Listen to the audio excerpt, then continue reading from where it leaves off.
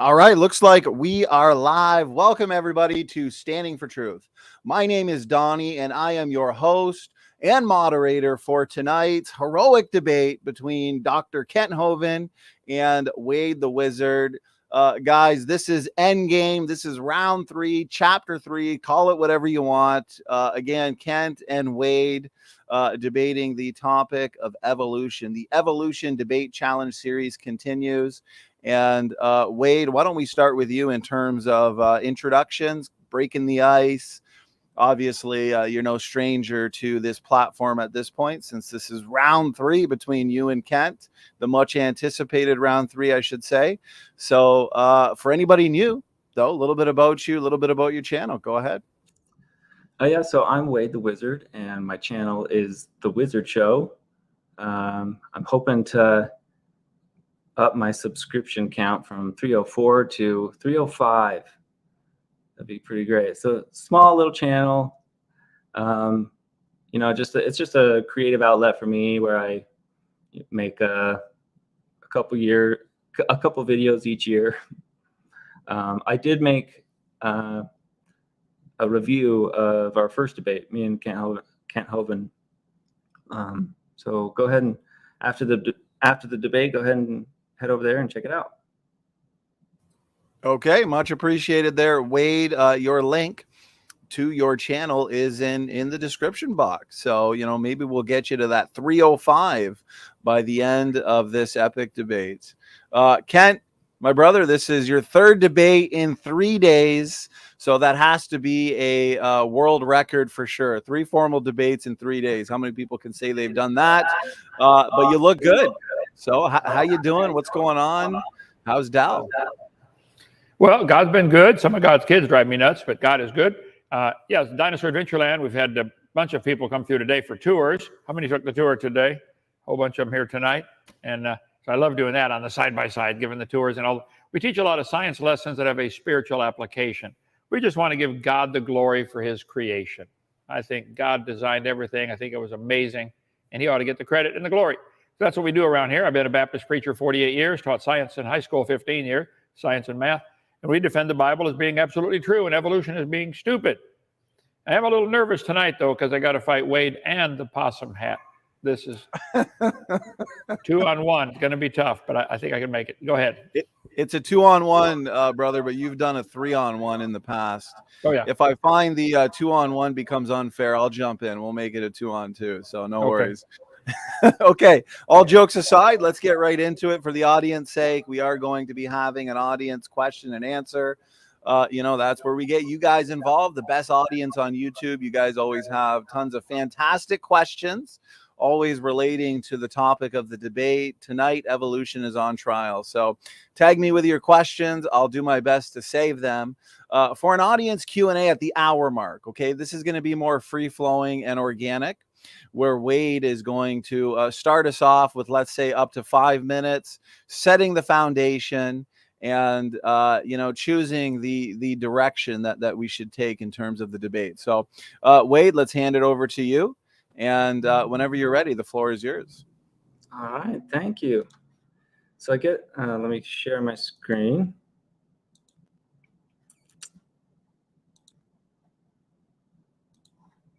You see my screen there? All right, cool. I guess just as a bit of formality or whatever. So with any and every other debate, they agree on, whether that debate is on gun rights or abortion, they define the terms. Really want to emphasize that we're going to be using the definition of evolution that is accepted by all scientists, and that is the change in heritable characteristics of biological populations over successive generations. In short, it's reproduction, variation, and selection. Okay. Endgame. Here we go. So if we're in the forest and we find some footprints, we make an observation. This is evidence. This is a piece of evidence. And we can conclude that either it was some mysterious creature, it was Sasquatch, or we can conclude that maybe it was just somebody wearing some fake feet and it's all a hoax. So yeah, the footprints are a piece of evidence.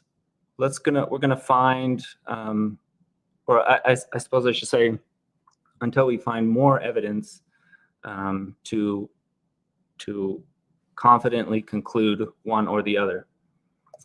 First aspect, or first footprint that I want to look at is DNA. This is very well understood. It's very well tested. We can see that we can create these great family trees with comparing the similar DNA. And what we observe in nature, we see that, wolves, coyotes have similar DNA. You have alligators, crocodiles, 93% similar.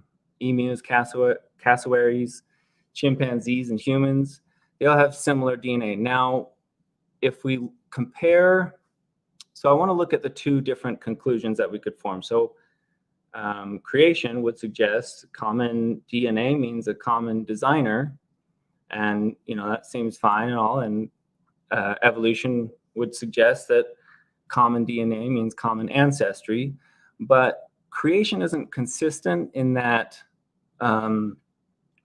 So they support the idea that like a wolf and a coyote are similar or have a common ancestor because of their similar DNA, but for some reason there's an exception when it comes down to our closest ape relative.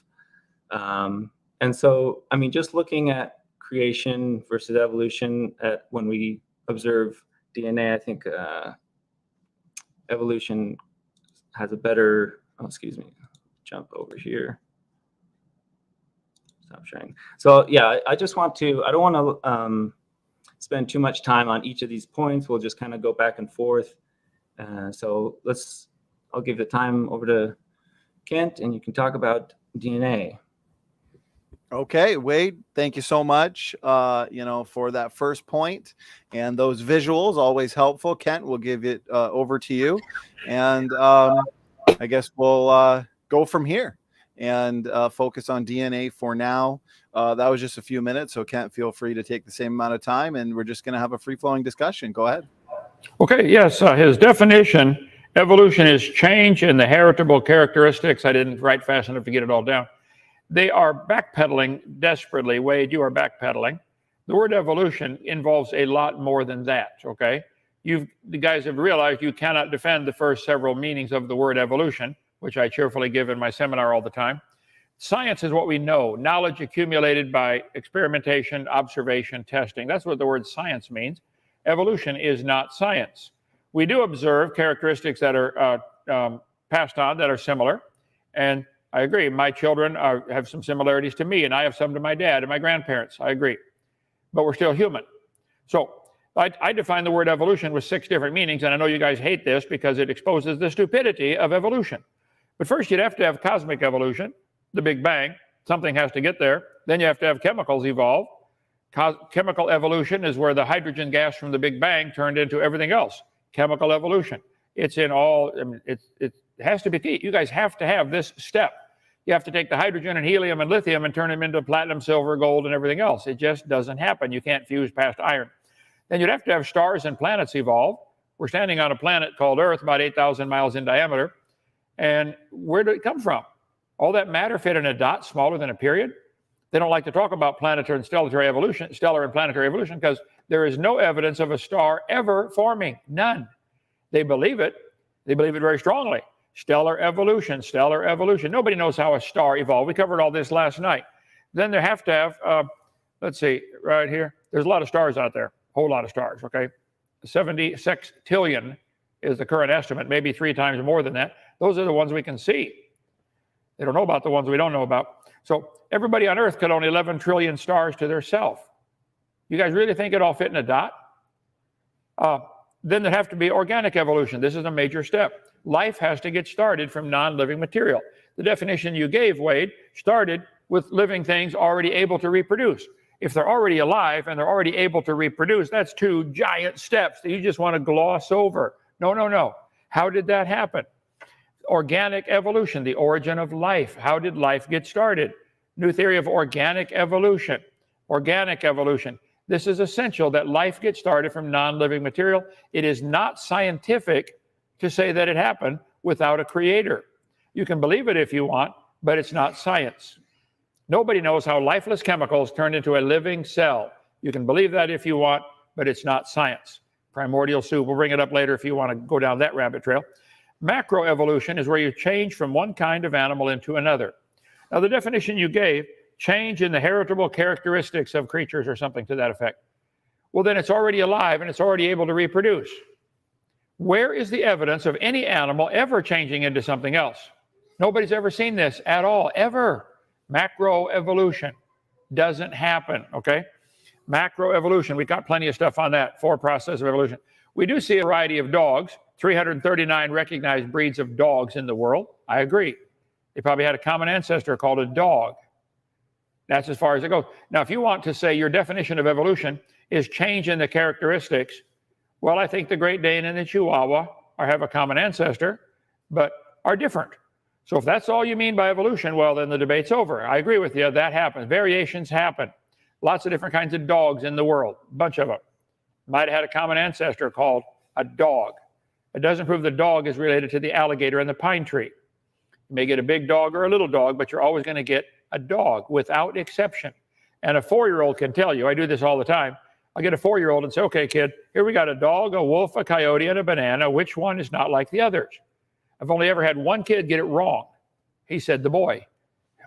Okay, I'm sorry. The banana. They all say the banana. Bible says they bring forth after their kind. That's all we've ever seen. Darwin wrote a book and changed it to the origin of species. Well, a dog and a wolf are different species, but they can still mate and bring forth.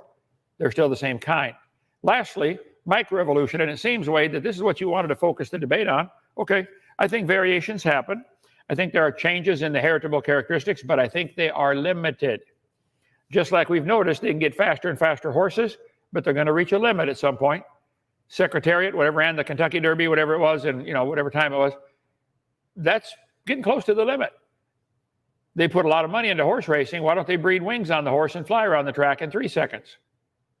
The fact is, yes, changes are in the gene. The gene code is able to make a variety of changes within limits, and you guys don't recognize the limits. You think it just goes forever.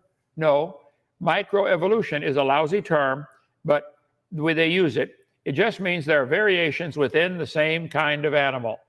1,000 different kinds of apples now. Probably had a common ancestor called an apple.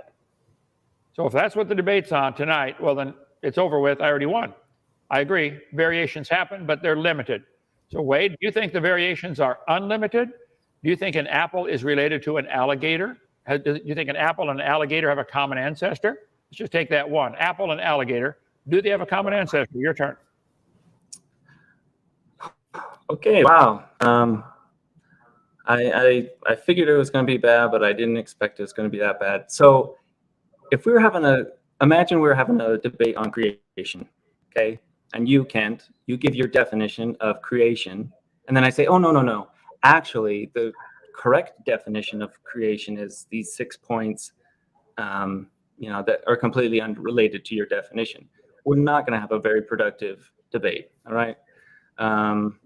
So like planetary evolution, you're like, it's reproduction, variation, and selection. So we don't have planets that come together, make a baby that's slightly different, and some kind of natural selection doesn't happen. So I'm going to share my screen. And yes, of course. And remember, gentlemen, this is a free-flowing discussion too. So if you guys ever feel like you need to, address a certain point, just feel free to do so. I'll try and be as non-intrusive as possible. I did want to point out again that there is a special pleading fallacy with creation when it comes to DNA, saying that we couldn't possibly be related to chimpanzees. So I want to focus on, or my next footprint, my next observation is speciation. So currently there's an estimate. I mean, it's extremely difficult to count, but they have a lot of good methodology as far as doing estimates. There's estimated over 8 million species.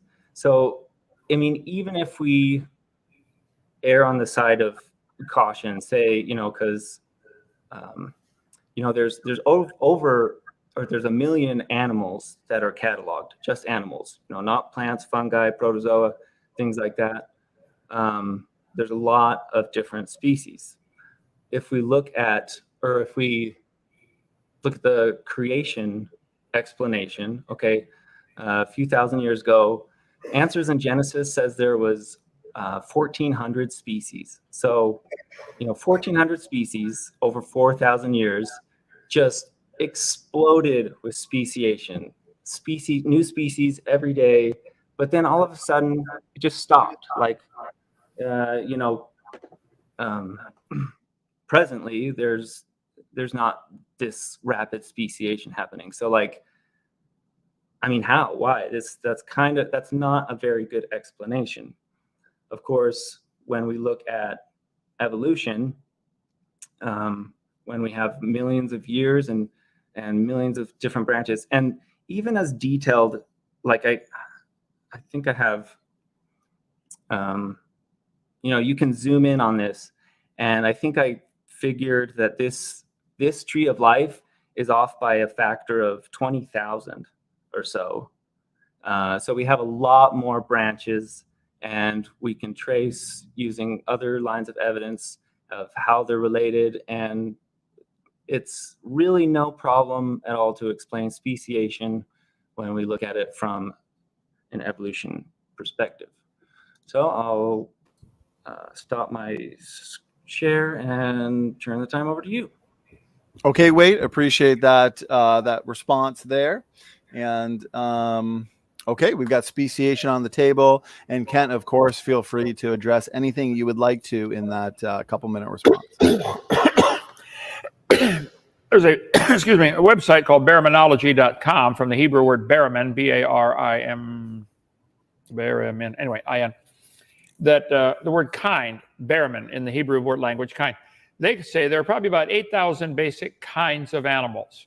Species is not the argument. Carolus Linnaeus made up a classification system back in the 1700s with kingdom, phylum, class, order, family, genus, species. I think it's probably more along the family line or genus line.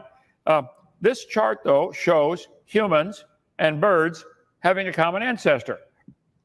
I think we would agree that humans can produce a variety of humans. Tall ones, short ones, dark ones, light ones, blonde hair, red hair, brown hair. But they're still human, without exception. There's a variety of birds. This textbook says reptiles and birds have a common ancestor. I think that's real stupid, but if they want to believe that, that's fine. Do you think humans have a common ancestor with a ladybug? This chart shows that they do. I think this is pure propaganda. Ladybug, pine tree, and human have a common ancestor with a worm, which is way down here. And you guys want to keep adding time. Well, billions of years ago. There's a lot of reasons why you can't have billions of years. That's another argument. But you want to talk about speciation? I agree. Speciation happens. Creation of new kinds does not happen. It's never been observed for a dog to produce a non-dog or a pine tree to produce a non-pine tree. It has never been observed.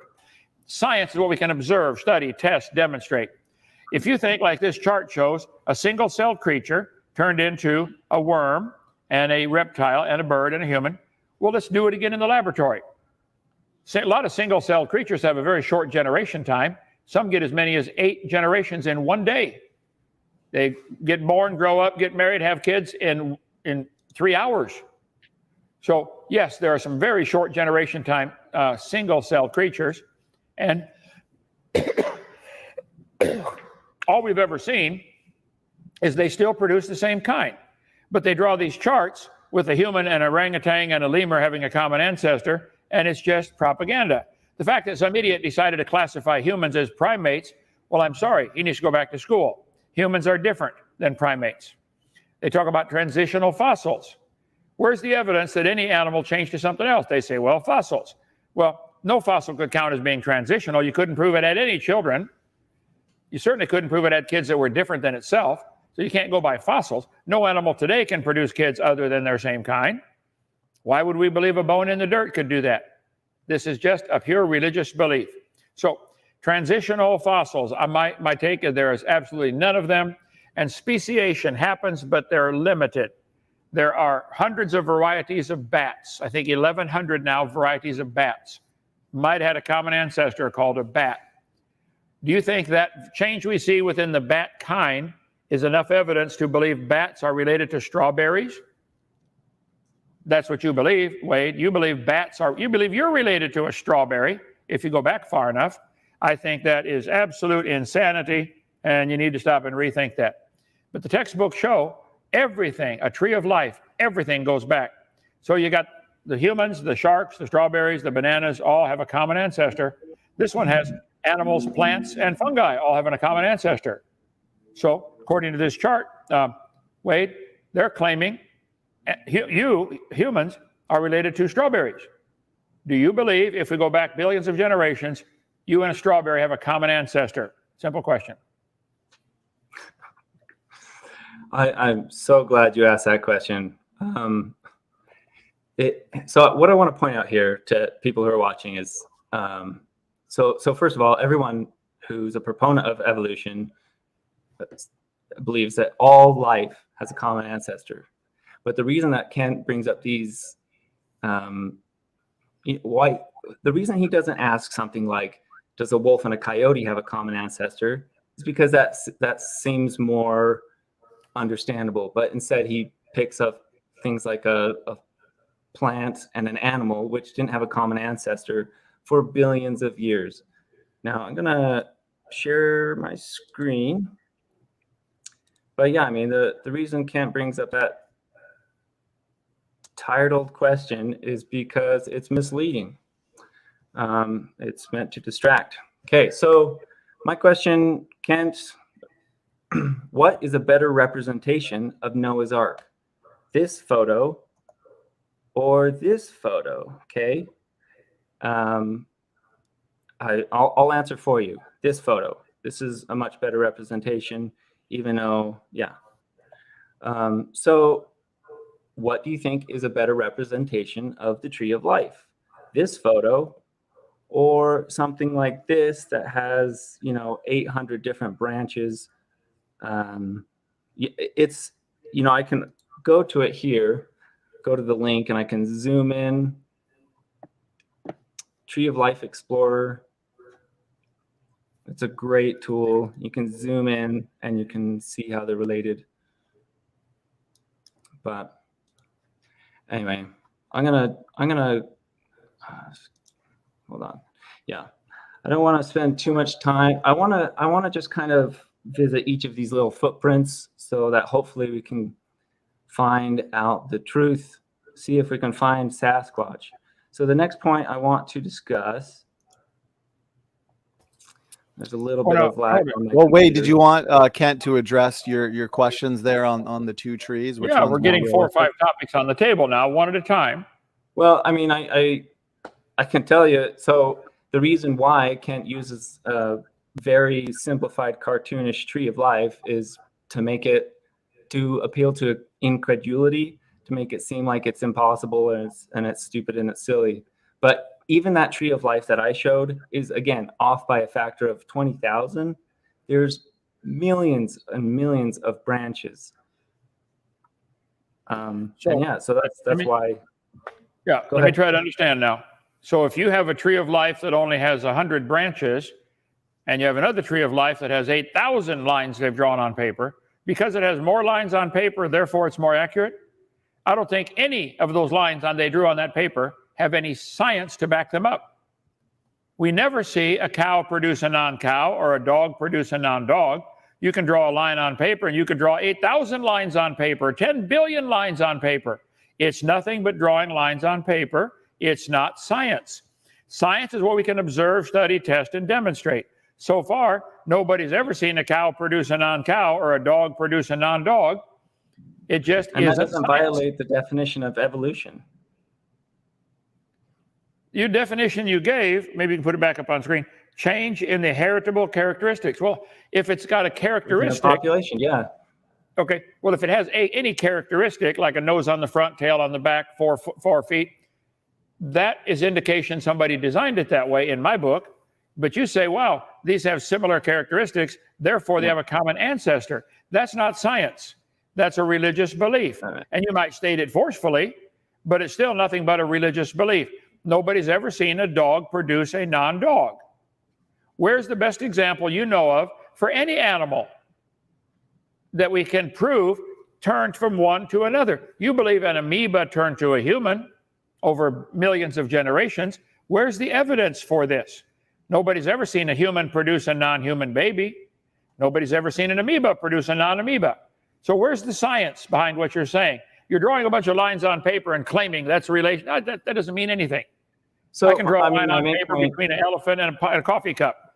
So my main point with the tree of life comparison of a very simple and a more detailed explanation, like, so with Noah's Ark, if I have a silly cartoon with like 3 animals, it's going to make the story seem more incredulous. And so that's why you show these more simplified things. But let's jump back into some more evidence.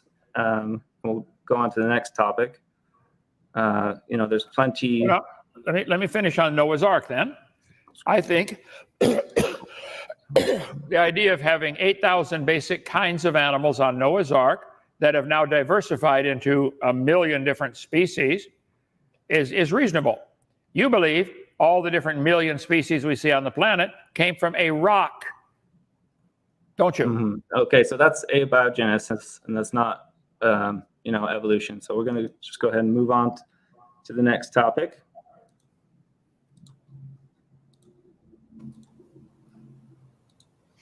I don't see your screen shared, Wade. If you wanted to share it, feel free to do so. Let's see. It's just a little bit of lag in my computer. No worries. No worries. You see it? Yes, it says survival of the fittest is what I see. Or suffering. I want to talk about something that we observe, scientifically observe in nature, and that is a lot of suffering. It is a cruel and terrible world out there. Whether you're getting eaten alive or you're starving to death or getting burned alive, or maybe you just reproduced with your mate and then they bit your head off.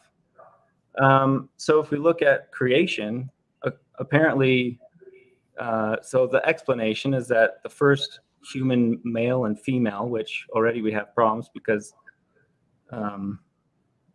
anyway, that's besides the point. So they stole a cookie out of the cookie jar and disobeyed God, and because of that, God punished every generation from there on afterwards, and all the animals. And like, God designed these animals to suffer. A loving God, mind you. If we look at evolution, it's a simple and wonderful explanation. We see that it's the survival of the fittest. This guy who's a little bit faster, he's gonna go on to reproduce and carry on these heritable traits to other populations. So let's turn the time back over to you, and you can talk about that issue. Well, we're not here tonight, I don't believe, to defend the Bible. I'm not asking that to be taught at taxpayer expense. The purpose is, the title of the debate is, where's the evidence for evolution? So I agree, survival of the fittest seems to work. But in your mind, survival of the fittest somehow implies arrival of the fittest. And that's where it goes just flat stupid, okay? There are faster horses. I'll show you some examples here. Alt-D V14O. They've been trying for years to get faster horses, and they now have spent a fortune at the Kentucky Derby to get the winning speed from 127 down to 123. But even in the old days, they had some awful good times turned in. So do you think there's a limit to how fast a horse can go? I think there's a limit. Now, whether they reach the limit or not, I don't know. They're probably getting close. But my point is, sure, survival of the fittest happens, but it's not going to create anything new, and it doesn't explain the arrival of the fittest. How did it get to be a horse in the first place? So we have varieties of just about every kind of animal, and some would not survive in nature, depending upon what part of nature they're in. If you turned all the dogs in the world loose in Alaska, the little bitty ones wouldn't survive. The ones with short fur wouldn't survive.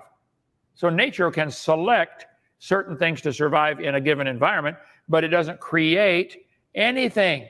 You want to give it a creative power. This survival of the fittest, you want to make it create things, and it just doesn't. Wade, I'm sorry that you got suckered into believing that, but it's not true. There are different kinds of lions and cats. The Bible says they bring forth after their kind.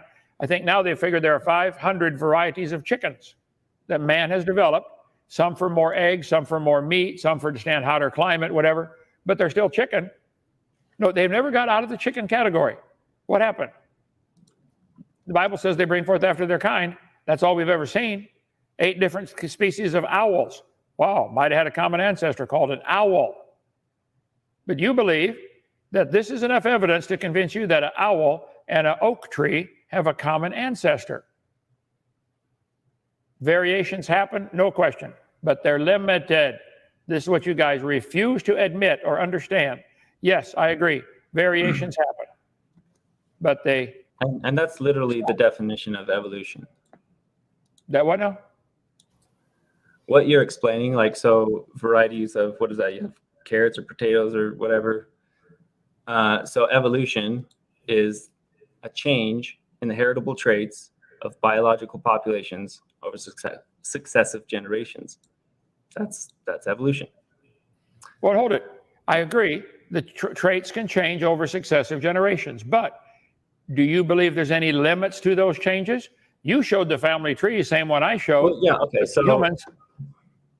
What? Like an interesting point, you're talking about horses with wings or whatever thing like that.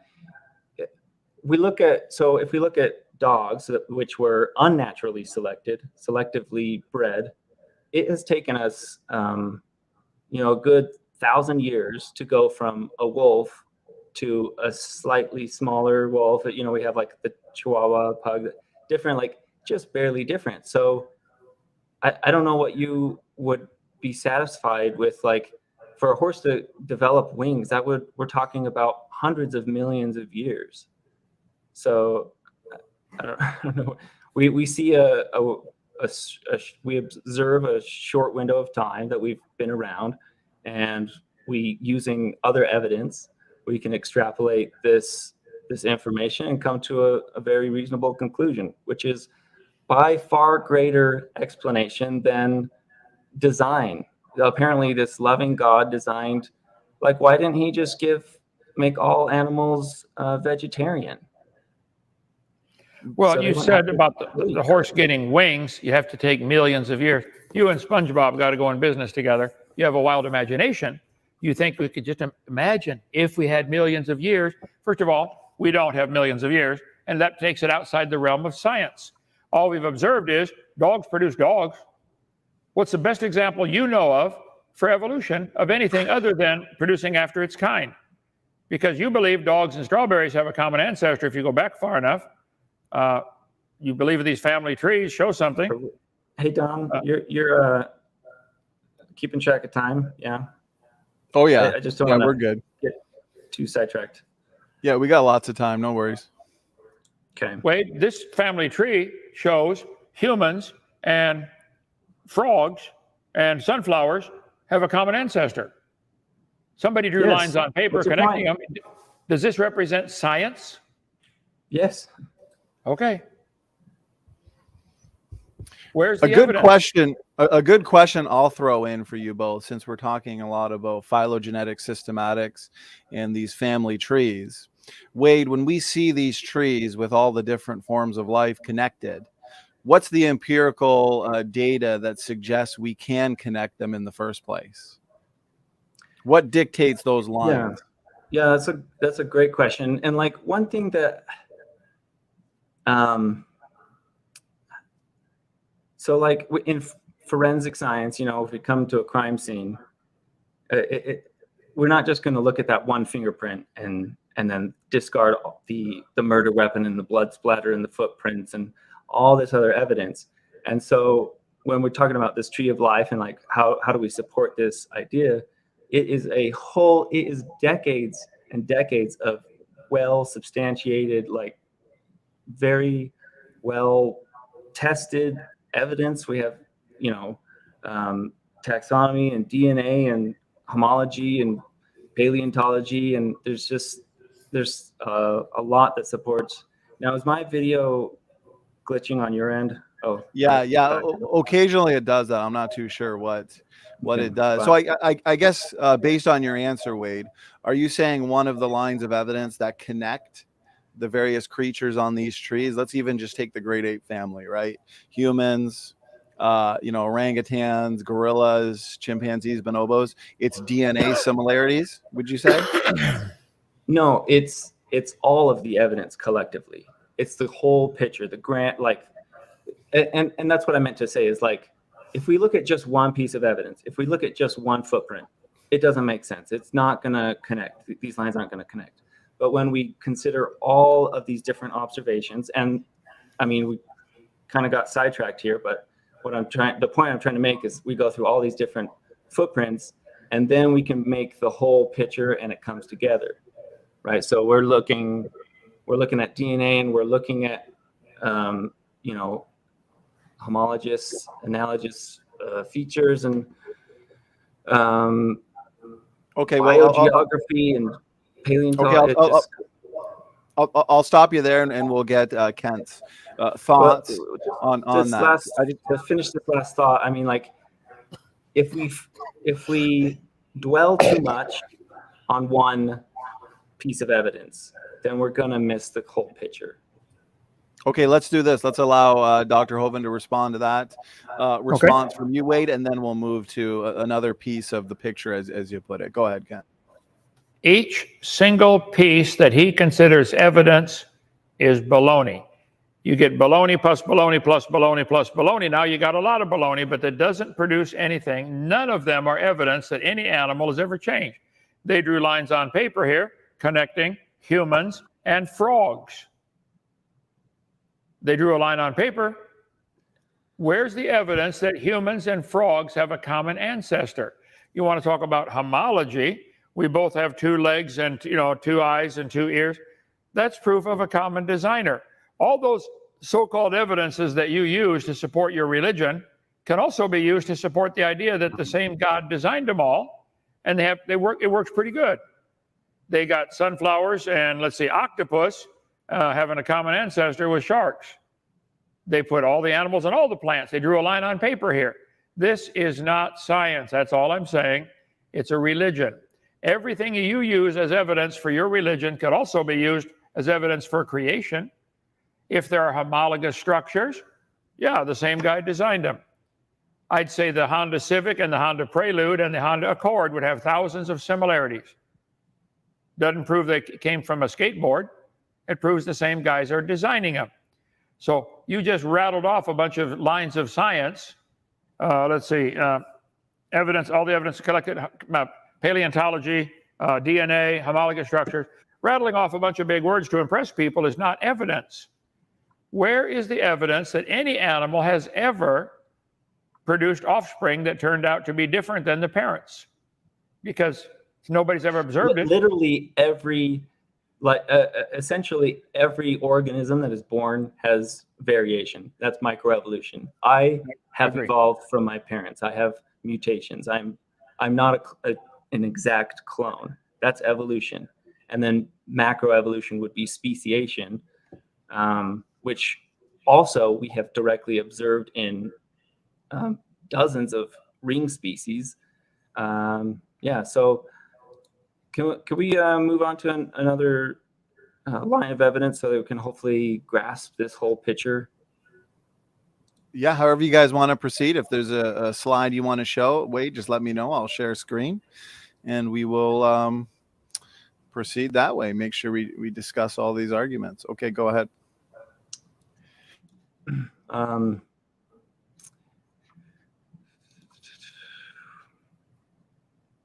I really didn't mean to spend too much time on each of these topics, and I just want to point out that the observation of homosexuality occurring naturally is better explained by evolution than creation.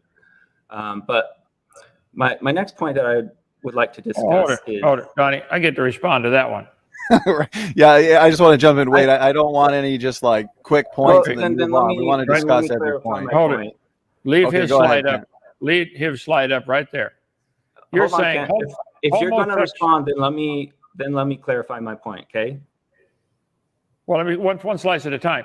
You're saying homosexual behavior in animals is evidence for evolution. How Yes, they're not produced? Wade, I don't know if you know this or not, but homosexuals don't produce babies. Hey, Donnie, can I get my point out? Yeah.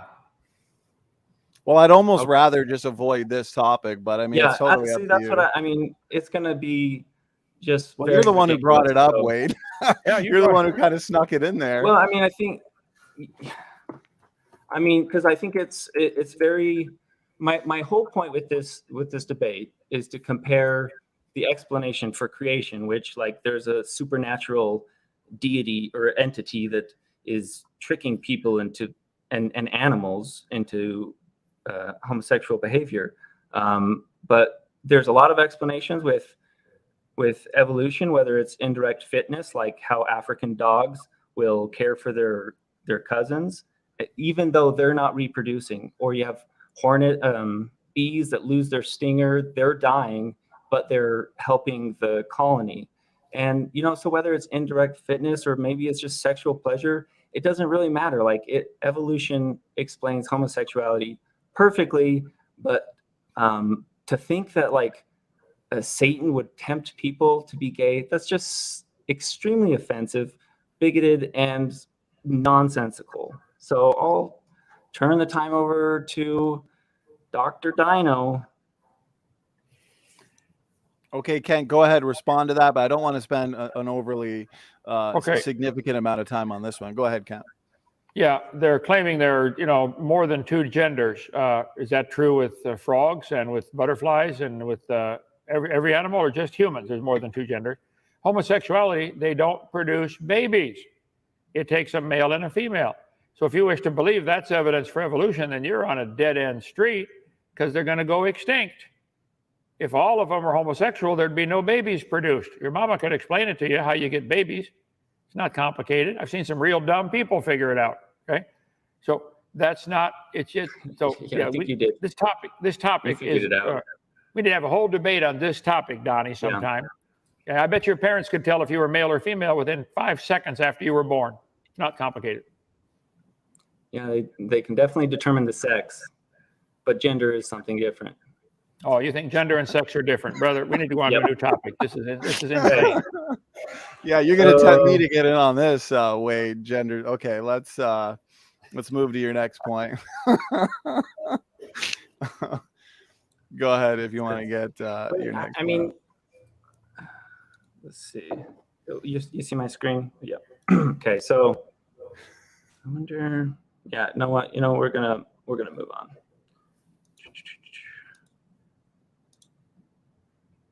Gosh, there's a lot. Okay, there we go. So I want to talk about extinction. This is, again, another scientific observation. We see a lot of evidence of creatures and animals that used to exist but don't anymore, right? And, if we look at the explanation for creation, well, God created these animals and then, I guess, changed his mind, or like, they either he killed them off or however they died off. Like, it just wasn't a very good design, I guess. Kind of like scrap that idea, move on. And like, what was even the point of creating the dinosaurs if they were going to go extinct? Okay. And then, of course, one topic at a time. This is still the same topic, Kent. You're the one bringing up 10 topics. Extinction. The title of the debate is "Where's the evidence for evolution?" You haven't shown any yet. But as far as extinction, Wade, that is the exact opposite of what you need. You need new kinds coming on the scene. Where's the example of something new being created? Something going extinct is not going to create something new.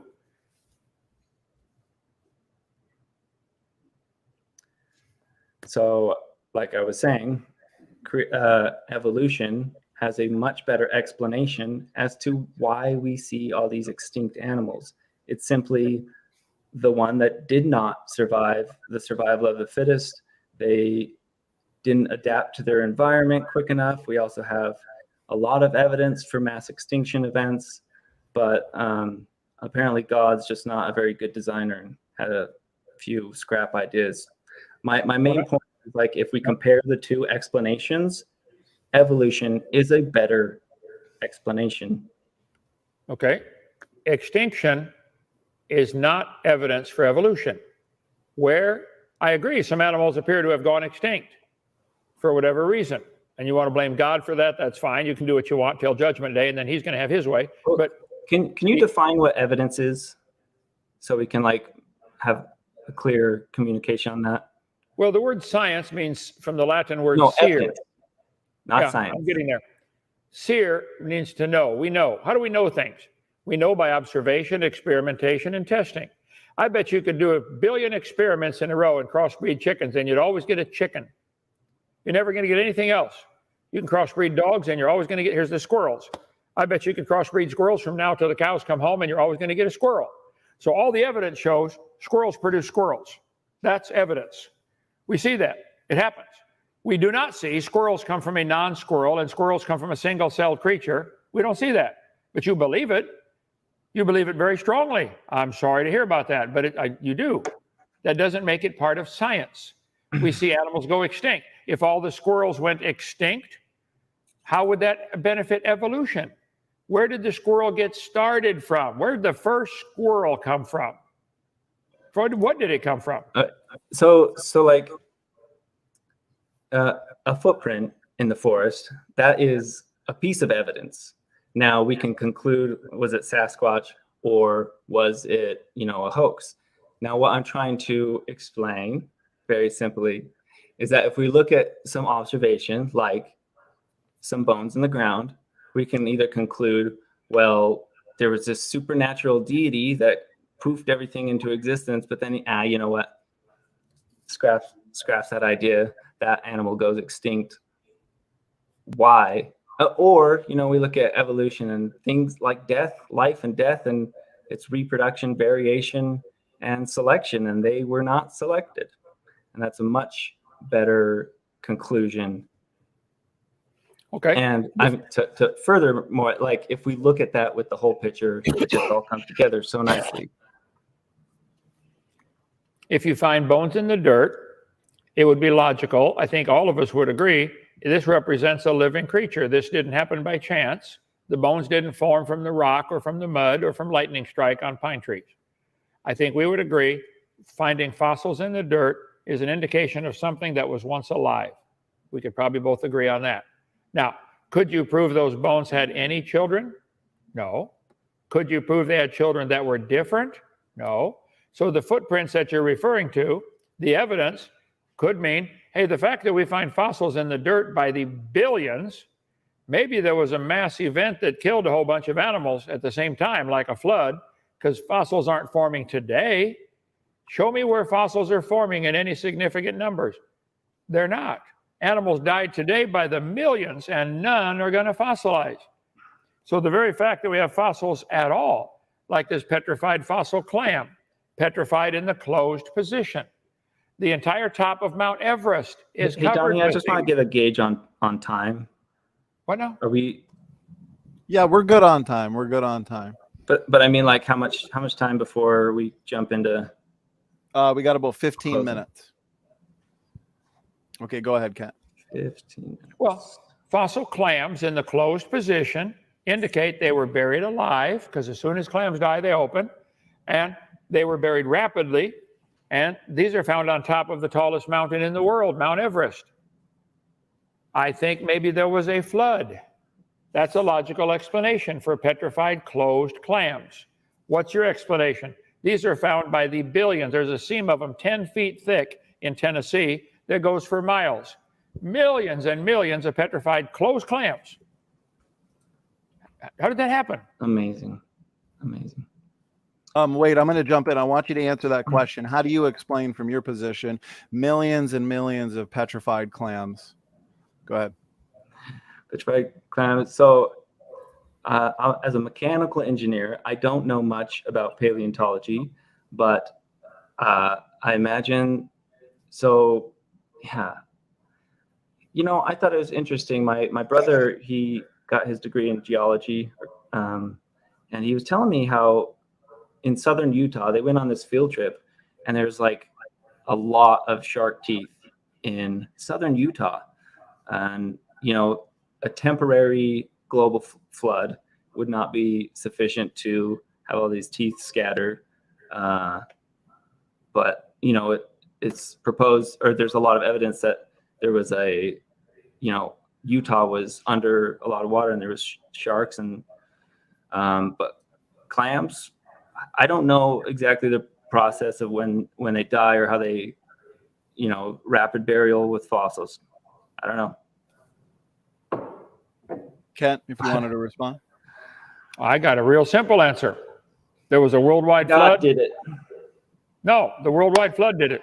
See, the Bible said the scoffers in the But end of time God would be did it. God did the flood. God said there would be scoffers who would be I've got a ignorant of the burning creation question. and the flood. You need to write your name down in my Bible next to 2 Peter chapter 3. You're one of the scoffers, Wade. I've got a question that I just got to know. Okay. Did rainbows exist before the flood? I don't believe rainbows existed before the flood. I believe they're... Wow. Wow. Well, Wade, you're a mechanical engineer. Listen, you're a mechanical engineer. Rainbows are a result light refraction didn't exist before. I answered your question. Now let me go on. Yeah, Wade, I think he just wants to respond. Go ahead. I do not believe rainbows were capable of being made under high pressure atmospheric conditions with no clouds. You can't get rainbows. Are rainbows everywhere in the world right now or only under special conditions?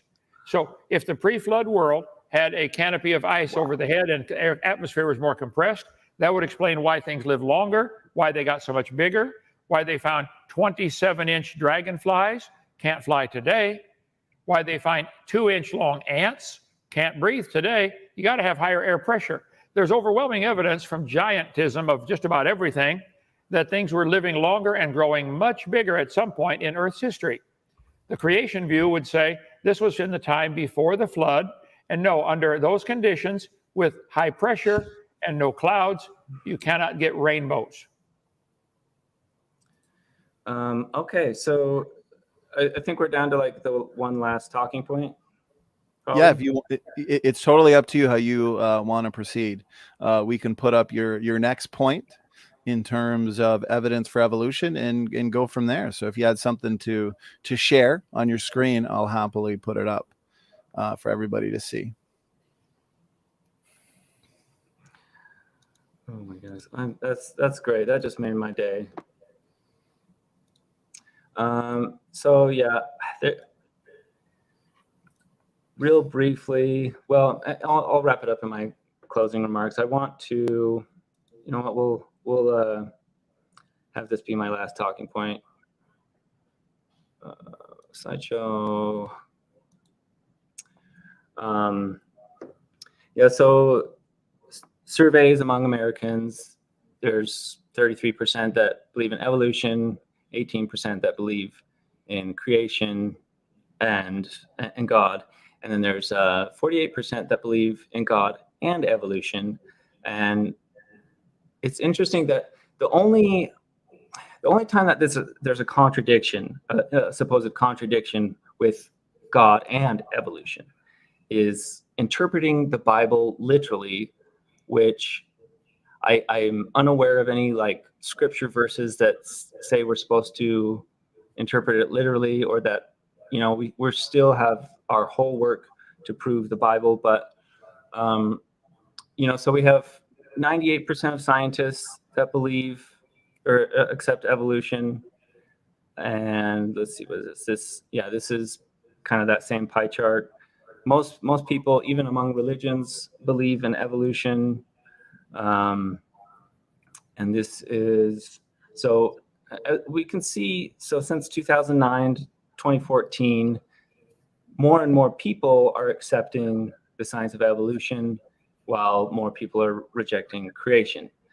So if we look at creationist explanation, like why exactly are so many people convinced, right, that evolution is true? Is it either, you know, Satan tempting us, or is it an overwhelming preponderance of scientific evidence that people are simply convinced? It's like, what's more likely, that there's sufficient evidence and these scientists are all in agreement, or like it's just so conspiratorial thinking that maybe there's some secret, someone's in on some secret. We're all being tempted and tricked by Satan. He's so tricky. Why is that? Why is the overwhelming majority of people support or understand and accept evolution? Okay, first of all, I don't think your numbers are correct. Secondly, it wouldn't matter if everybody believed something. There was a time when everybody thought, Columbus would sail off the edge of the world. Not true. The fact that a bunch of people believe something at a given point in history does not make it true. They used to teach, if you're sick, you have bad blood, take your blood out, you get better. That's how George Washington was killed by. That's how George Washington was killed by. I did not interrupt. Wade, I did not interrupt you. Shut up. It's my turn to talk. But you're just so wrong. No. Well, Wade, I want to jump in. I want to jump in here, Wade. But here's the thing. All through history, the majority has been wrong on a variety of things. I bet the majority of people in communist China think communism is wonderful, because if you don't think that, they cut your head off. Now, secondly, you kept using the phrase, people accept evolution. You can only accept something that has been proven to be true. You believe in evolution. You don't accept evolution. You've never seen a dog produce a non-dog. You've never seen these charts that you draw lines on paper. Nobody sees this. There's a variety of pumpkins. There's 111 species of pine trees, 12,000 species of grass, might have a common ancestor, 150 species of roses. I agree, there are variations happen within the kind, but that doesn't prove rats are related to roses. The fact that we see 150 species of roses and 60 species of rats, okay, they bring forth after their kind. That's all we've ever seen. You've never seen a rat and a rose come from a common ancestor, but you got lines on paper in your books claiming that they did. And all you guys have is a bunch of lines on paper. If a bunch of people believe your religion, that's indication you got a good propaganda system working, and you're able to convince children when they're 3 years old to believe that dumb idea, because you start them off young in our school system. But it's not science. Nobody sees a shark produce a non-shark. Sharks produce a whole lot of teeth. They lose hundreds, maybe thousands during their lifetime. And to find shark's teeth in Utah, hello, there was a flood that covered the whole world. Utah was underwater. It has shark's teeth all over it. Mount Everest has petrified clams on top of it. It was underwater. Not complicated. The evidence shows it was underwater. My theory would be the Bible is correct. The world was flooded. Places lifted up afterwards. Psalm 104, the mountains arose, the valley sank down, the water rushed off. I think all the mountain ranges follow the coastlines. Oh, maybe there's a connection there. You need to watch my whole video series. Wade, we'll get you converted. Go ahead. Wade, go ahead with your rebuttal.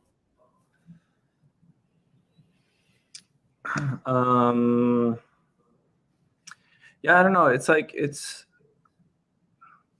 something that I brought up last time when you kind of talked about, well, there's two kind of ideas, and that is, we used to think that the earth was flat, and we discovered we were wrong.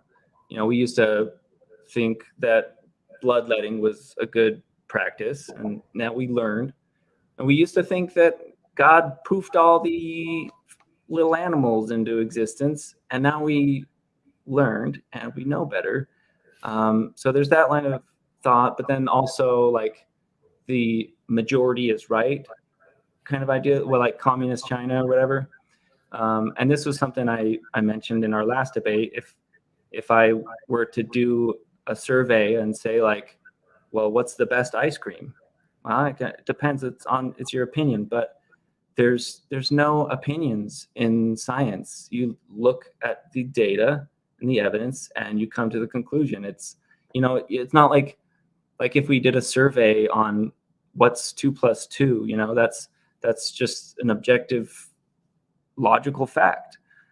So looking at all of the evidence of evolution, it's not a matter of someone's opinion. And so that's why, whether like people accept the truth or not, that's why I was using that wording. But we're over an hour now, so we're gonna jump into conclusion stuff. Well, I want to make sure Kent has a chance to respond. Go ahead, Kent, for your response. He keeps wanting to use the word accept evolution. You have to believe in evolution. Nobody's ever seen anything change to a different kind. These charts they draw, these with the lines on paper, are exactly that, nothing but lines on paper. They draw lines and say, wow, look at this. The human and the frog have a common ancestry. We've got a line connecting them. That's not science, Wade. That's a religious belief. These are simply charts where somebody with a hyperactive ink pen drew a bunch of lines. I think it would be logical to say this ink pen was designed. I think it would be totally illogical to say this happened by chance, even though probably its natural component, slightly modified with the plastics and polymers, it had a designer. I don't know who did it, I don't know where, and I don't care. Somebody designed it. I bet they even designed the cap to fit on the pen. Wow, look at that. It's designed. If you can't see design in the human arm or in a single cell, I can't help you. One cell in your body, and you probably have 100 trillion. It is more complicated than the space station. Is more complicated than the space shuttle. That's correct. Yeah. Oh, space shuttle. Well, then why aren't you seeing it? It's going in one ear and right out the other. There's nothing to stop it in between. You have it gone insane, Wayne. The evidence is overwhelming. There's a designer. You don't want to see that. I don't know why, but okay. It's up to you. Go ahead. Okay, it's up to you if you want a response, Wade, or if you want to jump into closing statements. Let's go to conclusion. Okay, we'll give Wade, we'll give you 3 minutes to conclude. Kent will give you 3 minutes. And then as always, we got some fantastic questions from the audience to get into. So, okay, Wade, go ahead, 3 minutes. Yeah, so my overall concept that I'm trying to present, we have these evidence, these footprints, right? And if we compare the explanation of creation and evolution, the evolution creates a much better argument. And yeah, there was a lot of, there was a lot of other things like why humans have such flexible shoulders. It's because our ape ancestors were so good at climbing trees. Why do we have goosebumps? Like when we're cold or scared? Well, because our ape ancestors would puff up to be big, or when, to insulate themselves or make them look scary. Why do men have nipples? Why did God design us to have nipples? It makes no sense. So yeah, anyway, there's a lot of little observations. And if we ask ourselves, well, what's the creation explanation versus evolution explanation? Evolution, just hands down. Yeah, so that, and so I just want to kind of, to you, Kent, few ideas that I've been having. First of all, like science doesn't debate things. Someone will publish a scientific article, and then other scientists can review it, peer review it, verify it, and if it's good, then it's integrated into the scientific community. But another point I want to emphasize. So, Kent, you've had 200, whatever, a lot of debates, and yet not a single evolutionist has been converted or been convinced, right? So, like, what's even the point? You're doing all these debates, and like no one's coming to Jesus. And like, honestly, I think, so like I used to be Mormon, and the Mormon missionaries, even though we agree that the Mormon church is false, right? The Mormon missionaries are pretty successful. Like there's a lot of converts, and it's not because, they don't like knock on your door and they're like, hey, you're wrong, you're stupid, and we're right. Their message is, hi, we have a message of hope and faith and how you can be with your family forever. And it's this the happy bit. So I think, Ken, if your overall objective is to bring people onto Christ or whatever, accept Jesus, then you should change your strategy. In fact, when you tell people, hey, you're wrong and here's why, then it creates a backfire effect. It's this personal protective cognitive, I can't remember what they call it, but it's a backfire effect, right? In fact, people double down and they'll say, no, I know I'm right. So I think you should give up debating, and the people who are watching who want to debate Kent, they should leave him be, and you should just share the good message of Jesus, and that's all. That is all for my concluding statement. Okay, that's 3 minutes. And before I hand it to Kent, I do want to let everybody know in the chat that I have now officially caught up on questions. So much appreciated. And Kent, we're going to give you same amount of time, brother, 3 to 5 minutes. Go ahead.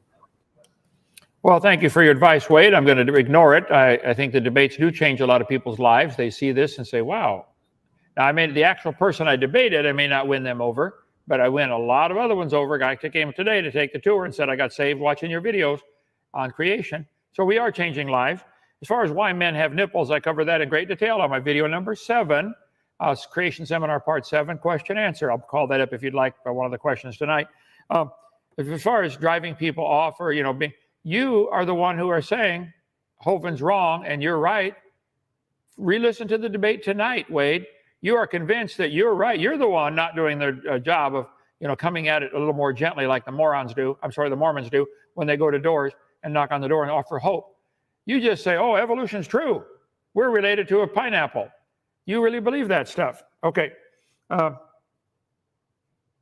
And let's see. The Bible says very clearly in 6 days, God made everything. This is the 10 Commandments. Exodus 20, God wrote this on a rock with his own finger. He claims he made it all in 6 days. Said it again in Exodus 31.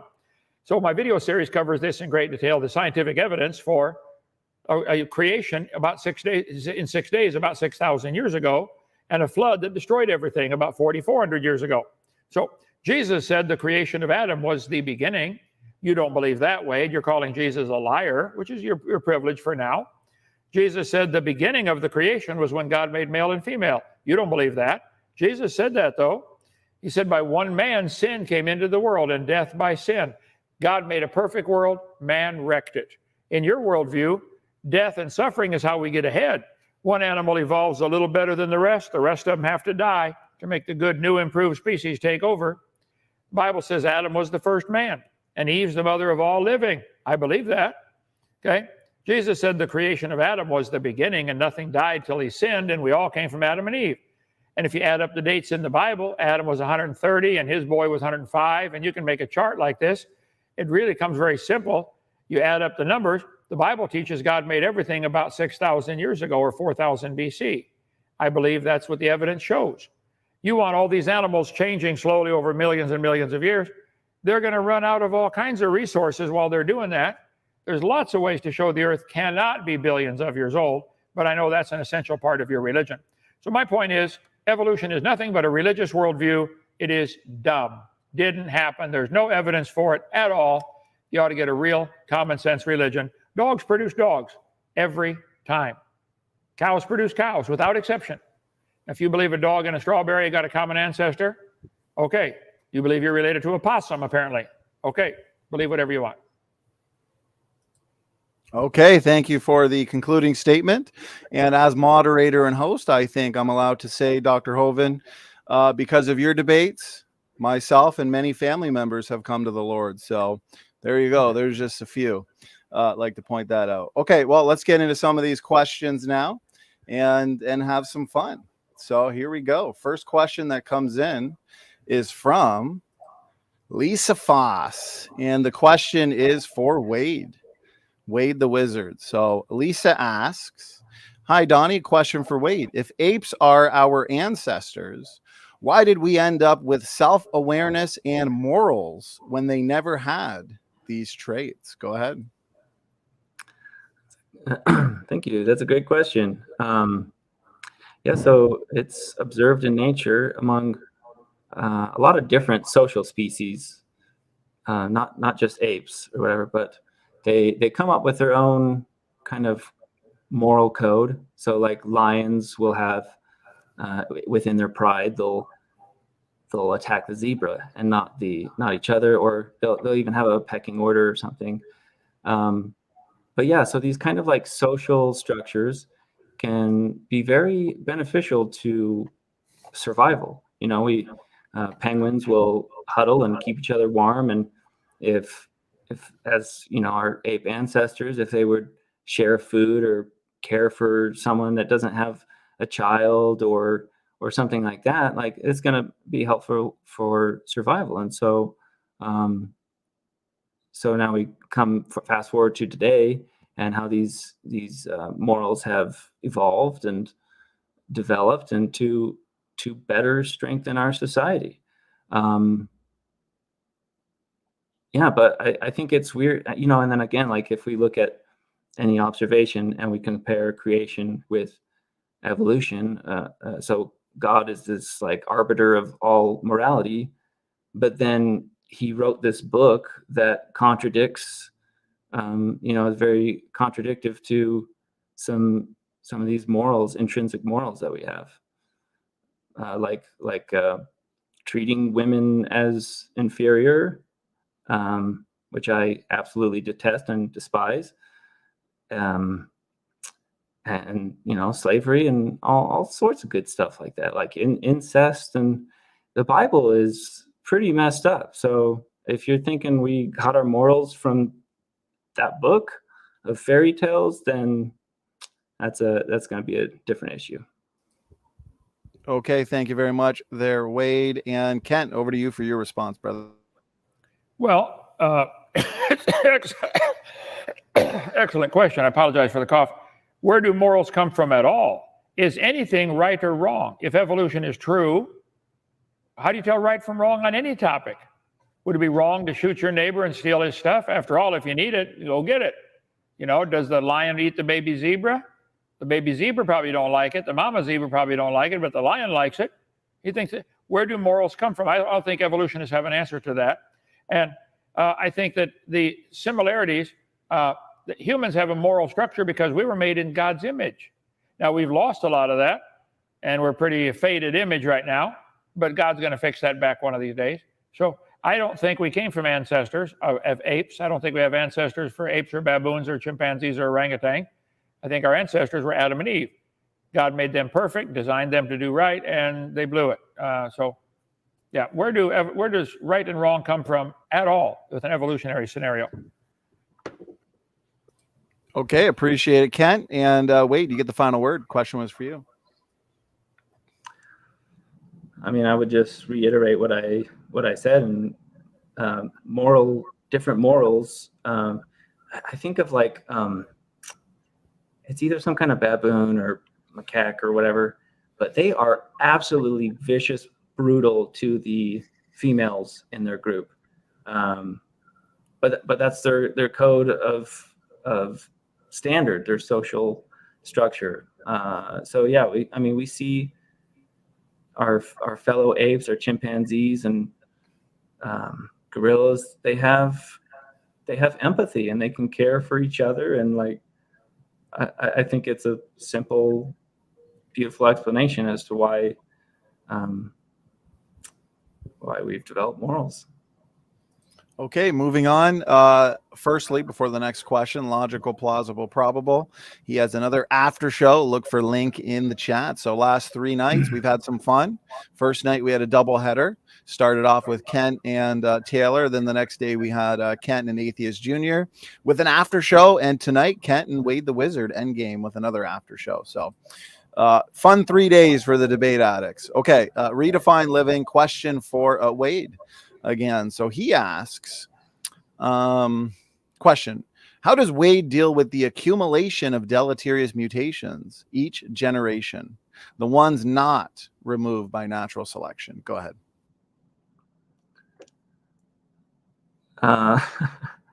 Redefine reality. I just kind of, I feel like if I didn't answer this question, it would irk him even more. So I'm just going to pass on this one. Well, Wade, I find it funny that you point to DNA as a so-called line of evidence for evolution, but when we actually analyze the DNA and the mutations that accumulate every generation in our DNA, which is a problem for your position, you don't want to answer it. Like, are you sure? Or are you? Well, I'm saying you're the affirmative tonight. I think this is a question you should probably attempt to answer. I'm not a geneticist. Okay, but you brought up DNA earlier as one of your best lines of evidence for evolution. It's up to you. I'm just trying to, give you the opportunity to defend your position. Talk about why, even despite having such common DNA, but with chimpanzees, why it could not be, why it's impossible that we could be related. That was something that Kent continued to avoid. And okay, Kent, over to you for your response. Well, the question is a legitimate one, and there is an accumulation of genetic problems, deleterious material, and that would limit the amount of time we've been here, because after X number of generations, it's going to build up to the point where you can't survive. So I think that's an indication of degradation, not improvement or evolution. I think that the DNA is incredibly complicated, and there's no way any of it happened by chance. If Wade wishes to believe that, that's fine. But he should admit that that is his religious belief. It's not scientific. DNA is too complicated. So I think natural selection works just great, but it only selects. It doesn't create anything. It selects. That's all. Go ahead. Okay, appreciate it. Hang on. One more thing. Next time we have a debate, instead of a possum hat, Wade, I got the perfect hat for you to wear. Right here. Oh, hold on. With your SpongeBob imagination. Just imagine you're related to a possum. I don't have any tinfoil, but I'm sure you've got some tinfoil. You can make a hat. Oh, that's good. That's good. Everyone's in on it, right? Hey, listen, this was the best end game of all end games I've ever hosted. So, Wade, you get the last word. Question was for you. Accumulation, mutations. I mean,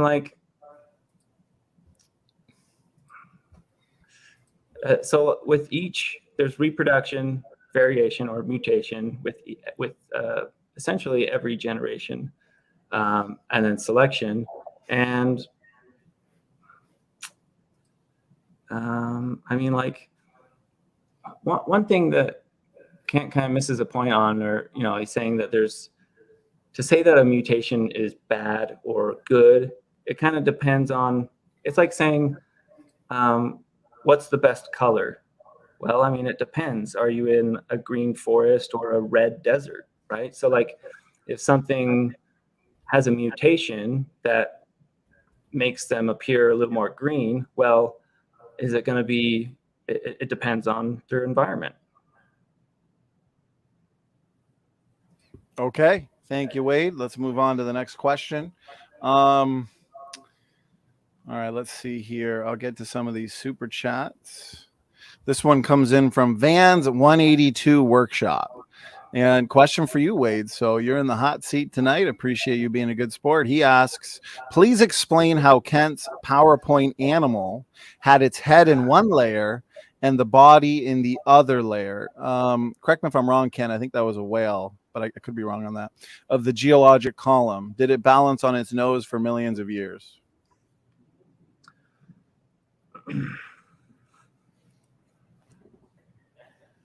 So, I mean, that's,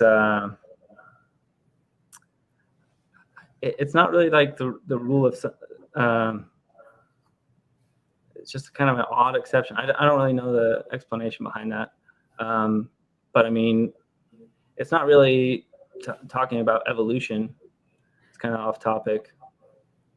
So. Well, would it be an issue if that showed that the geological column, the layers are not different ages, which is where the fossils would fall into that you'd be using for, if that makes sense? I mean, I can just speculate and say, without doing research, just off the top of my head, maybe there was a local flood, but certainly not a global flood. Yeah, I don't know much about the process of this one, or maybe there's a couple examples of this, but Okay. All right. I have to do more research on that. All right. Appreciate the answer. Kent, over to you. The geologic column does not exist anywhere in the world. It is pure fiction. It's made up. All the layers are the same age. They want us to believe the layers are different ages, but petrified trees are found standing up, connecting all these layers. I can flip this thing over and make 20 layers in a matter of minutes. There's no such thing as a geologic column. This is the whole problem. The whole evolution religion is based on that dumb geologic column. It doesn't exist. They say the top layer is younger. Where's it coming from? Outer space? All the layers are the same age, whether it's 6,000 or 6 billion.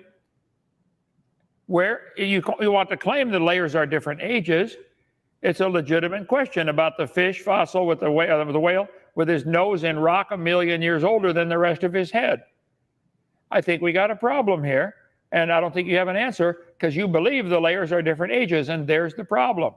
All the layers were deposited at one time in one big flood, so the top layer and the bottom layer are about 1 year different in time, not millions of years. There's the whole problem. Your stupid geologic column does not exist anywhere. You need to get a new theory. Go ahead. Okay. Go ahead, Wade. And so I currently work for this company called Geotech Coring, and they travel to different sites around the world, and they take these core samples of Earth to determine if it's a viable source for drilling. And this, like, these companies pay Geotech millions of dollars for these geologic columns.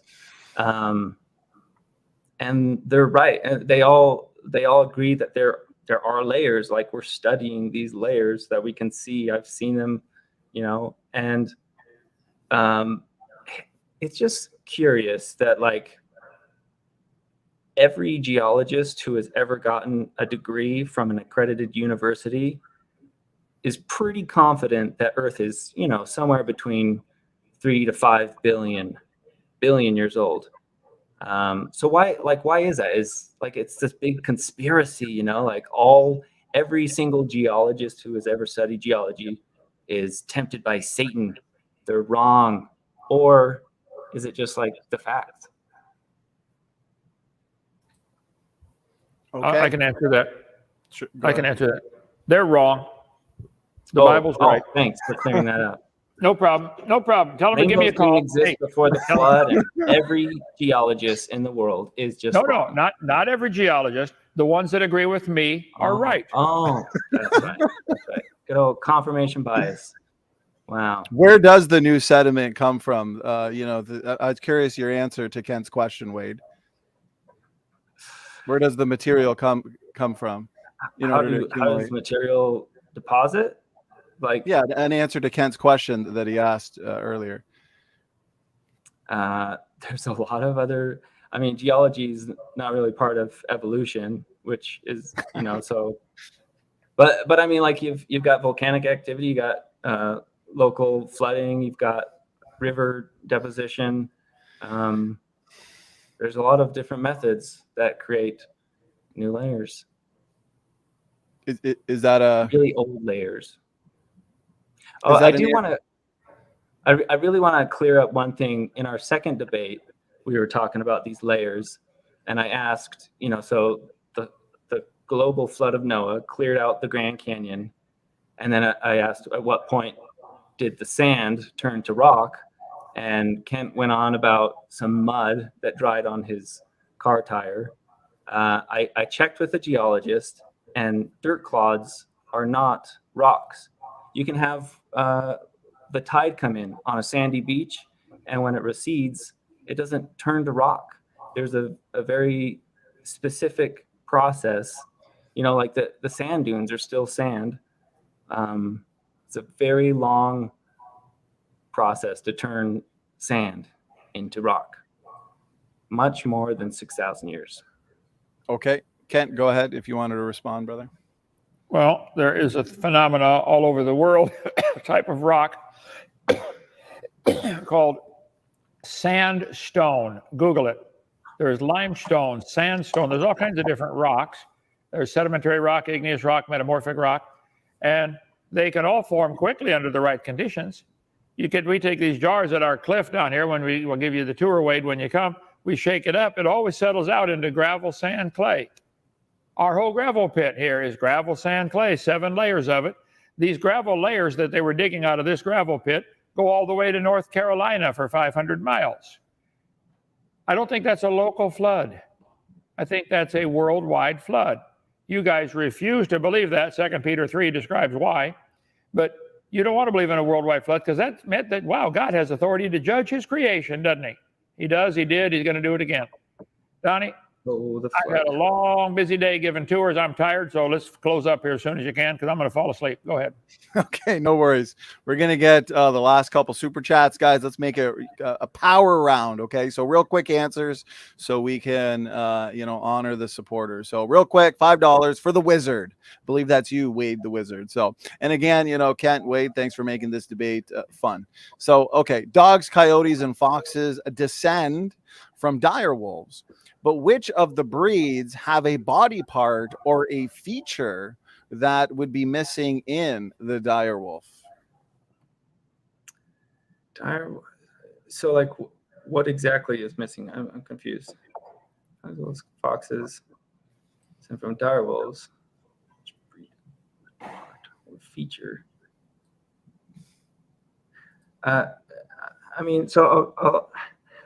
One thing that Kent hasn't really understood is, it's like all these dog variations, they're all a dog, like it's all still a dog kind, right?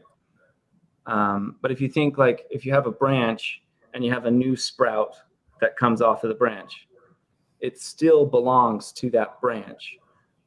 So you don't ever, this is something that people have emphasized a lot in your debates, and it's just not really landing home for you. But these branches belong to the same tree, so you're not ever going to outgrow your. We're going to be tetrapods. We all descended from all mammals, lizards, birds. We all descended from tetrapods. That's why we have 2 eyes, nose, mouth, ears, 4 limbs. But one thing that I think is interesting, so and I believe Ken agrees that, say, like dogs are related to wolves and wolves are related to coyotes and coyotes, the African wolf, and we can go back and maybe, but at what point, it stops for some reason, it's too much to say that dogs and bears had a common ancestor. Why exactly, how do you explain this special exception, right? So we have the normal that animals that look similar are related, it's a power round. Remember, Wade, just want to remind you, real quick. I'm not sure if you want Kent to answer that. If you do, Kent, real quick answer, then we got to move on to the next one so we can get through this. Okay, I think we see a variety of dogs. I think it's always a dog. And I think there are limits to the changes. There are physical limits. There are genetic limits. They've been trying to get faster dogs. I think they're going to get a limit. Maybe they've already reached the limit or getting close. Not too many world records get broken very badly anymore. You barely break it by 100th of a second.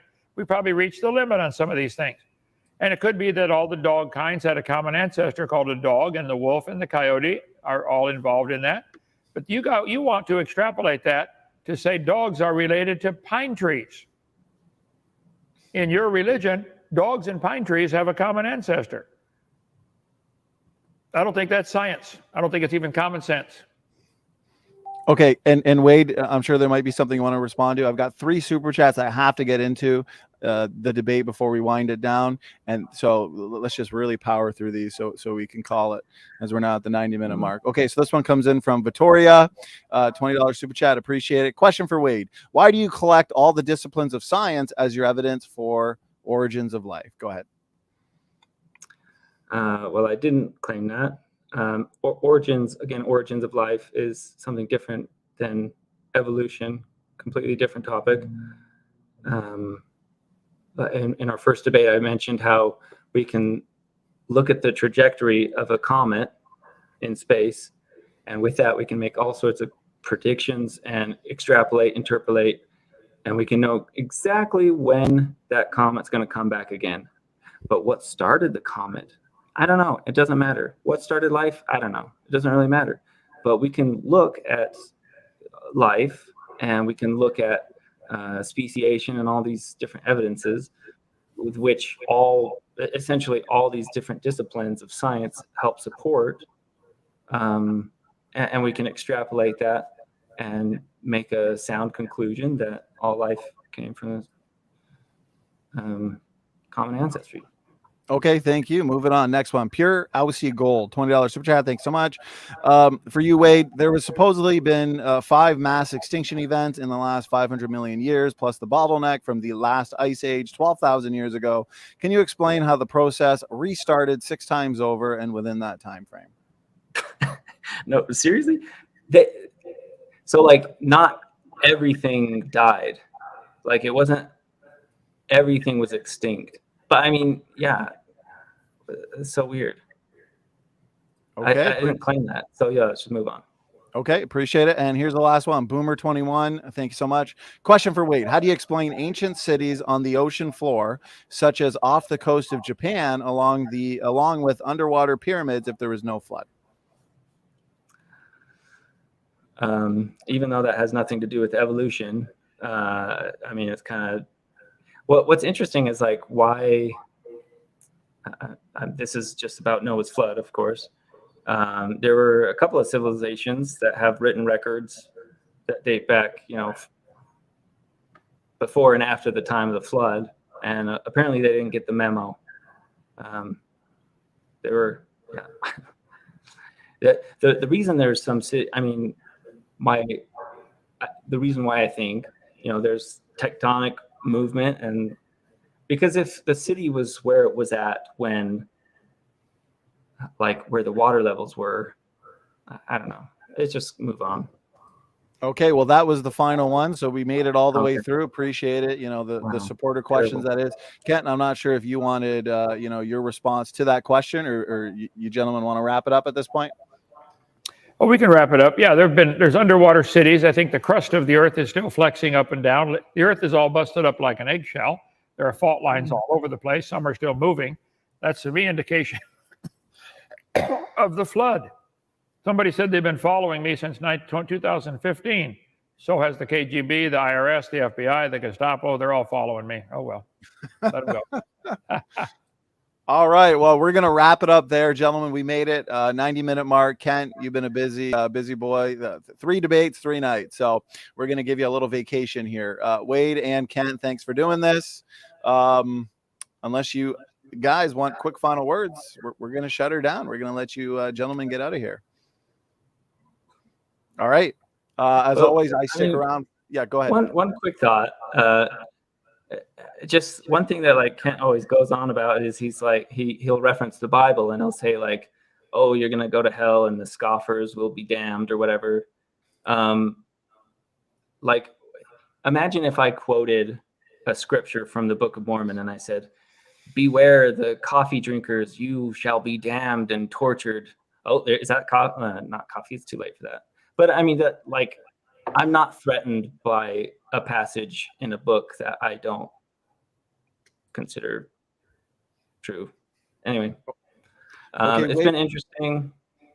Yeah, this is my last time. I'm not coming back for this, and I think, in fact, I would challenge any other debaters to just leave Kent alone.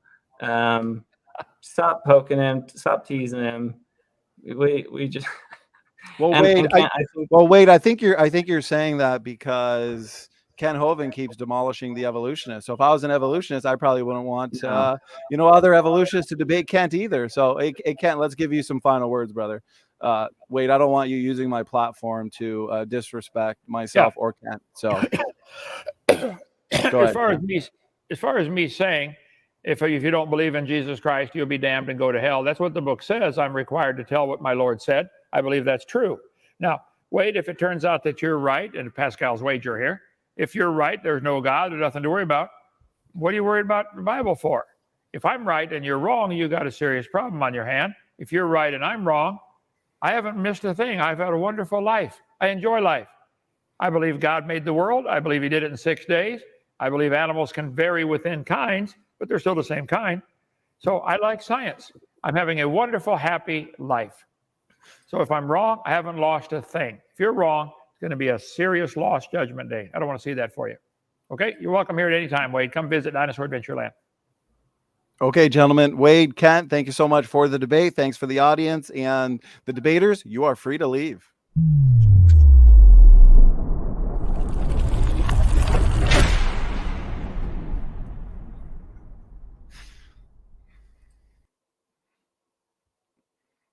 All right, there we go. As I like to say, another one in the books. I actually think that might have been debate 200 in terms of that which we've hosted and moderated. So, you know, that was definitely one to remember. You know, I admittedly was not as neutral as I usually am, but this was Wade's third debate with Kent. And judging from what I've seen in comment sections on other channels, I had a feeling Wade was going to come in with some of the tactics that he put forth today. So we'll leave it up to the audience. That was Endgame. That concludes the trilogy between Kent and Wade. So I do challenge anybody in the chat, evolutionists or creationists, to watch the whole trilogy and come to your own conclusion as to whether Wade the Wizard answered or met the evolution debate challenge that we're putting on in terms of this series. So with that being said, I want to point out that, where is it? John Maddox, logical, plausible, probable. He is having an after show. So I'm not sure if the after show is happening right after this or in an hour or so, but I'm sure that should be fun. Moderators, I'm looking at the chat and appreciate all the comments, and thank you so much for all of the comments.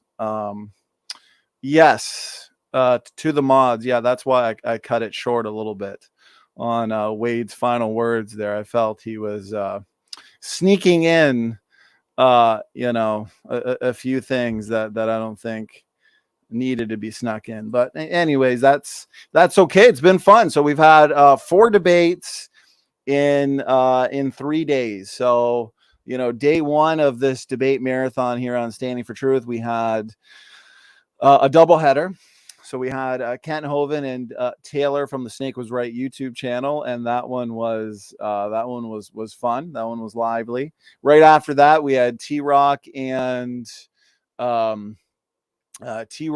James W. They debated Noah's Ark and Noah's Flood.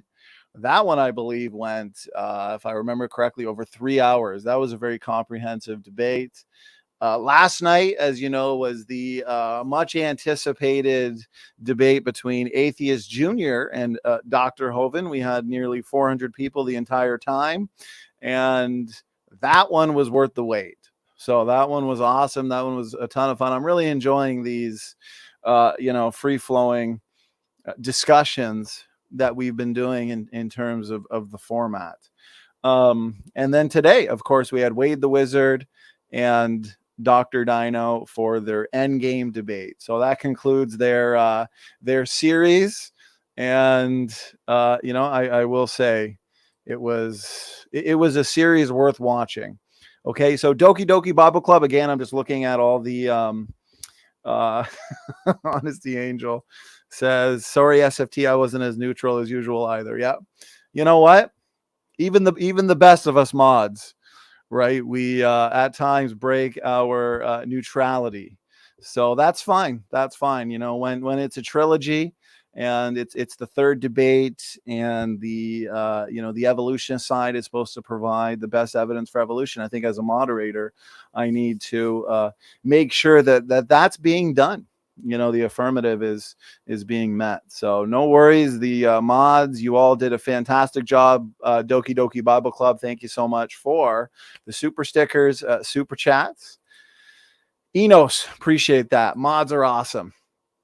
Yes. So anyways, we've got a ton more debates for you. This is the end of June.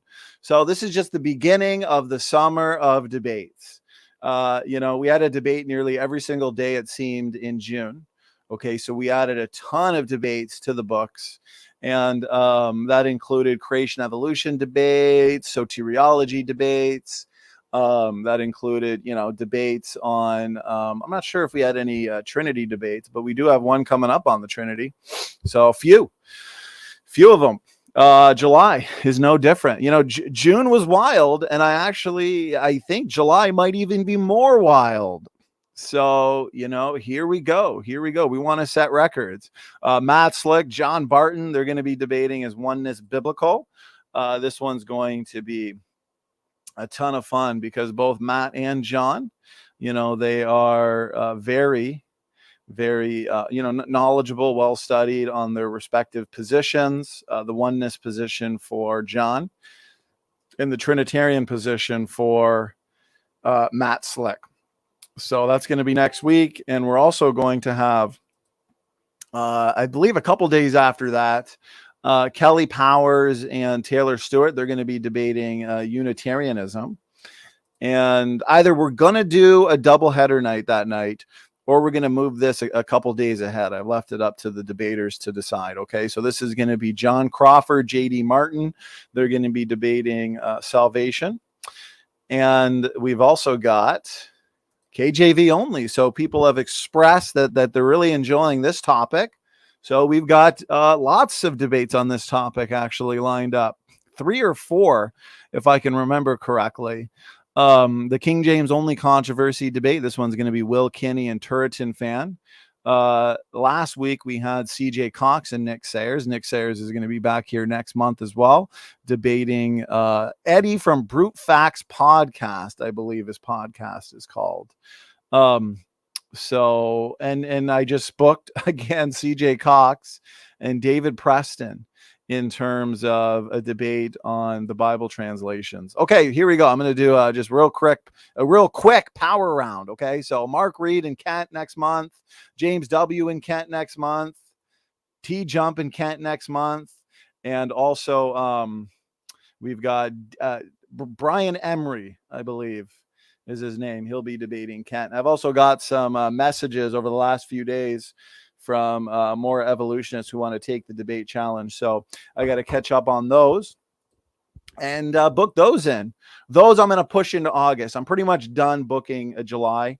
It's already packed enough. I'm going to start spreading them out now into August and September. So if you're interested in taking the evolution debate challenge, we've now done 30. So tonight marked debate number 30 in this series. So, that's pretty wild. Olive, good question. That is the very end of July, I believe. July, it should be set on the event schedule. So this is all just a snapshot of the overall content and debates for everybody to have a look at. Okay, so here we go. Open mic after show. Speaking of open mics, tomorrow we're taking off. Going to get some behind the scenes work done since we just had 4 debates in 3 days. Saturday, though, we will be back here for 2 shows. Okay, I'm going to be having a show with Dr. Jerry Bergman, specifically on C.S. Lewis and how he was an anti-Darwinist, an anti-evolutionist. And then that night, I believe at 12 a.m. EST, we are going to have our next soteriology panel discussion. So anybody who wants to get in on the soteriology panel discussion, this week we are going to be doing Romans 8. And specifically, let me see what the exact verse is for everybody. I'll announce it here. We've now done James 2, John 15, and this one's going to be Romans 8:13. So we've been having panels of 10. So whoever wants to get in, feel free to jump into this panel discussion series because it's been very fruitful. And Honesty Angel says, oh no, I've got to get a babysitter Saturday. Yeah, if it's anything like the last few panel discussions we've done, it's going to be an all-nighter. So, it's a blessing to see that so many people are enjoying that series and finding it to be edifying. Luca Medugno, good to see you, my good man. Yeah, definitely check it out. This debate was fun, lively and passionate at times, but that's to be expected, especially during endgame debates. Okay, so Luca and I, we are going to be doing a follow-up debate as well on endogenous retroviruses. I'm supposed to be doing a podcast on endogenous retroviruses with conspiracy cats, another endogenous retrovirus debate with Snake Was Right. So, I'm trying to just find a way to sneak my own personal debates in within all of these debates. Okay, so that being said, if you haven't yet picked up the endogenous retrovirus handbook, please do.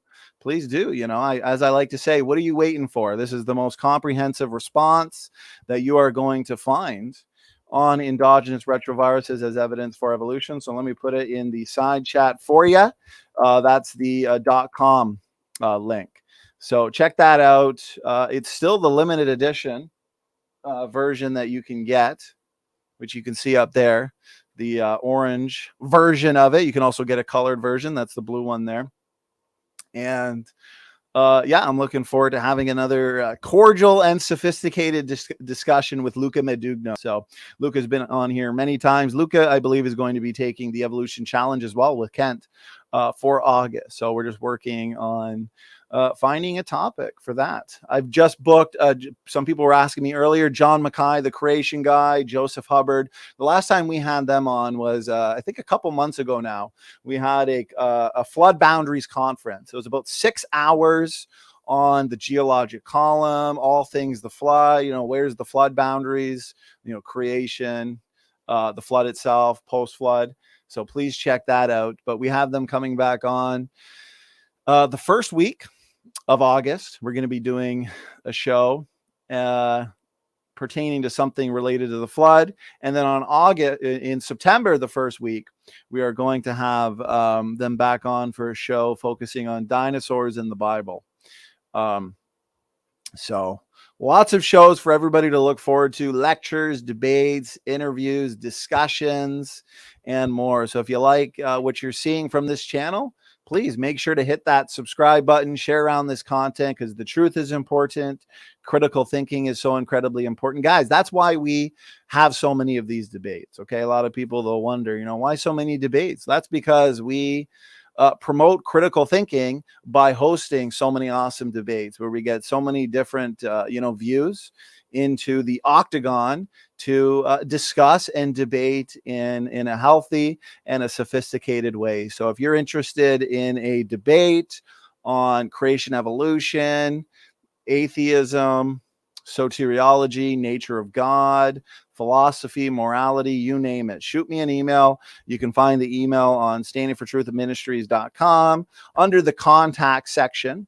And, if you want to support us and keep us going full time, putting out full-time content, you can support us through there as well, or become a patron, a Standing for Truth patron for as little as $1 a month. So, all right, guys, that's pretty much all that comes to mind.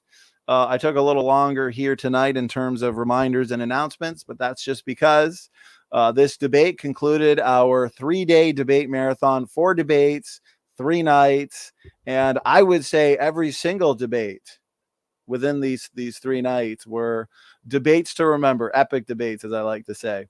Okay, guys, that's pretty much it. We'll see you over on Logical, Plausible, Probables channel for, I am sure, another very fruitful and entertaining after show. God bless.